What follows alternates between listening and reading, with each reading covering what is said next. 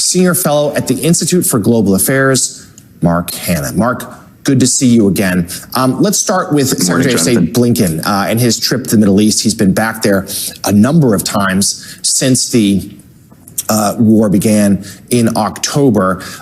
Talk to us about, do you think he achieved what he aimed to do? And as part of that, this ongoing tension point about what happens in Gaza after the war. Give us your thoughts.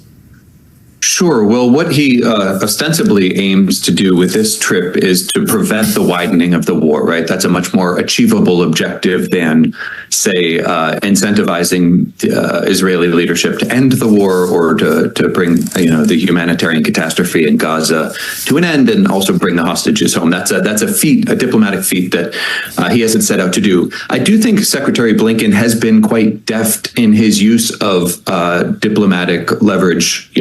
It was just announced, he went before the Israelis and essentially said, look, I spoke to the Saudis, I spoke to MBS, and a deal for normalization between Israel and Saudi Arabia, which is certainly in Israel's interest, is still on the table, right? The Saudi ambassador to England said we still are open to this, not at the cost of Palestinian lives.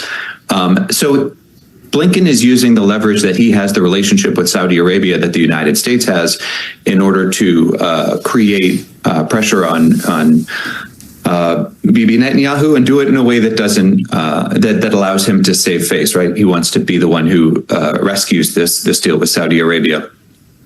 Whether he can actually get the hostages back, you mentioned there are 100 still there, and Netanyahu says he wants to do whatever it takes to bring those hostages home, and yet continue to prosecute this war. Those two goals are at odds fundamentally with each other. We've seen the biggest hostage release came during a ceasefire, so it's unclear how Netanyahu is going to achieve both objectives. Mm-hmm. So, Mark, you mentioned that Blinken's top goal on this particular trip is to try to prevent a widening of the war. At the same time, he accused Iran of supporting those Houthi attacks in the Red Sea. What implications might this have? And what's your sense as to what the U.S. can do here to try to prevent these attacks from further escalating, but also to indeed, it seems like the Middle East, even more than before, is such a powder keg, whether it's Iran or Hezbollah, a lot could go wrong that could really spread the violence.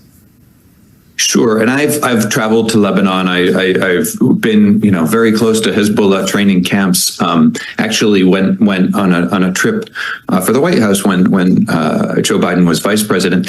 I think what people don't understand is we have still 900 troops in Syria and 2,500 troops in Iraq. Those troops don't have a very clear purpose or mission right now. They're a bit of a tripwire for not just the war in Gaza spreading to actors like Hezbollah or other Iranian proxies, but also if there were significant American casualties, there'd be a lot of political pressure on Biden to get mired into another war in the Middle East. So, while diplomacy has pushed the needle forward, made incremental progress, America's continued military presence in the Middle East with no clear strategic objective or vital national interest seems to be a failure of deterrence. As one senior Pentagon official told the Washington Post, it's not clear what they're trying to deter. And in fact, when I was at the Pentagon talking to Chairman Mark Milley, I was talking to a senior official there.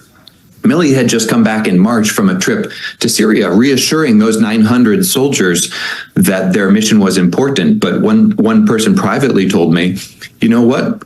The chairman went and was a good soldier and did what he was asked, but it's really unclear to him what the political objective is, what the military, what the strategic rationale is for these soldiers there. So it was a hard job for him to go do that. It's been termed on the internet Operation Sitting Duck.